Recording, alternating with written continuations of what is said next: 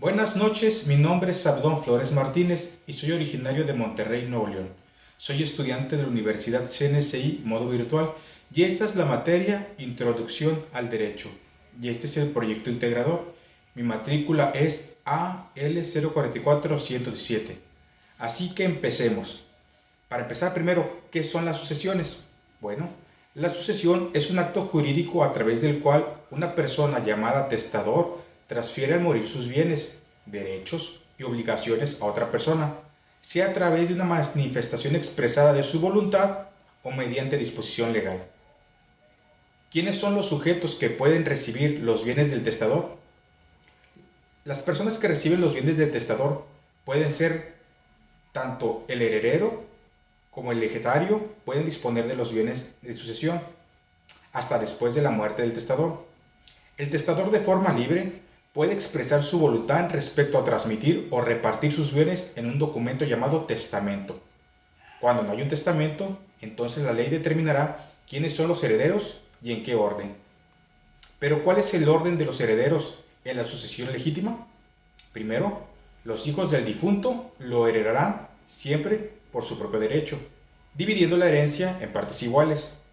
Los nietos y demás descendientes heredarán por derecho de representación y si alguno hubiese fallecido dejando varios herederos, la porción que le corresponde se dividirá entre ellos por partes iguales. Pero ¿cuáles son las excepciones para heredar? Bueno, la falta de personalidad, que es cuando una persona no ha sido concebida, que haya dado o intentado dar muerte al testador o a sus familiares, por ejemplo, cónyuges, hijos, hermanos o padres, etc. Que utilice la violencia, el dolo, el engaño o el fraude contra el testador para obligarlo a hacer o modificar su testamento. Sea que haya un cónyuge adúltero, cuando la legislación extranjera lo impida, cuando la herencia sea de utilidad pública. ¿Qué es una sucesión legítima y qué es una sucesión testamentaria? Bueno, sucesión legítima y testamentaria desde tiempos inmemorial se conoce de dos clases de sucesiones, legítima y testamentaria.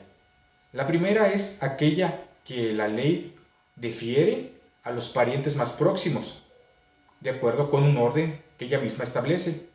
La segunda se basa en la voluntad del difunto expresada en el testamento. Pero hay que señalar qué es un testamento y cuáles son los tipos de testamentos. Por ejemplo, el testamento del latín testatio mentis, que significa testamento, es un acto jurídico por el cual una persona dispone para disponer de su muerte todos sus bienes o partes de ellos. Los artículos 676 y artículo 677 del Código Civil son los encargados de establecer cuáles son los tipos de testamento.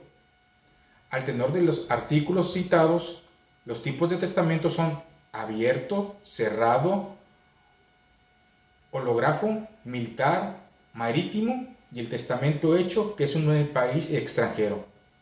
Un ejemplo de testamento es el público abierto. Público abierto es el testamento que se otorga ante el notario público y testigos. Se llama abierto a este testamento porque su contenido es conocido por el notario como el funcionario público y los testigos que participan en él. ¿Cuáles serían las ventajas que tiene hacer un testamento? Bueno, el testamento puede significar un refuerzo en la economía familiar. Además, ayuda a evitar pleitos entre familiares como hijos, primos, padres, etc. Y aquellos que se sienten con el derecho a la herencia.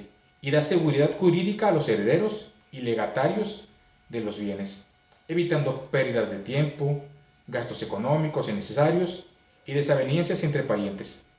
Como vemos, este ha sido el proyecto integrador de la materia Introducción al Derecho.